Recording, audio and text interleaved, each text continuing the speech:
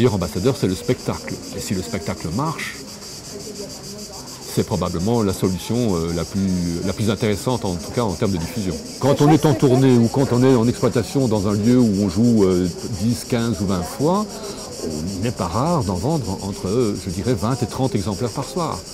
Donc, ce qui veut dire qu'il y a malgré tout une demande, une envie, et que forcément, j'en conclus que, en règle générale, le prix est souvent dissuasif. Donc, on a imaginé de faire une édition qui nous semblait accessible financièrement. L'année passée, le chiffre d'affaires était de moitié. Et cette année, je pense qu'il sera équivalent à celui de l'année passée.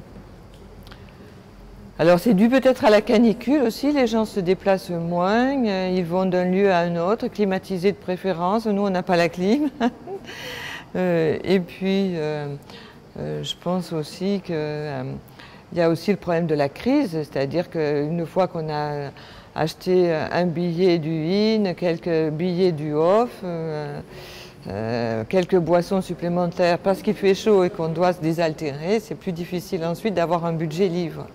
C'est un bilan un petit peu mitigé cette année. On a senti peut-être une baisse de fréquentation sur le festival.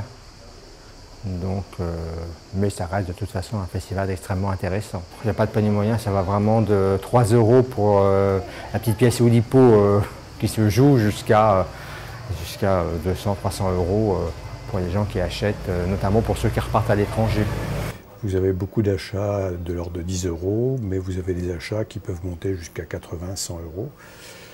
Mais les paniers moyens ne sont jamais très élevés en réalité, sauf s'il s'agit d'achats de compagnies, de professionnels qui à ce moment-là achètent, je dirais, une quantité importante d'ouvrages. J'essaye d'avoir aussi bien des textes de théâtre à jouer que des ouvrages pratiques, théoriques, des études, donc tout ce qui est la technique de l'apprentissage du comédien, donc la formation de l'acteur, le travail sur les metteurs en scène qui proposent, qui expliquent ce qu'ils ont fait dans différents ouvrages, l'histoire du théâtre aussi.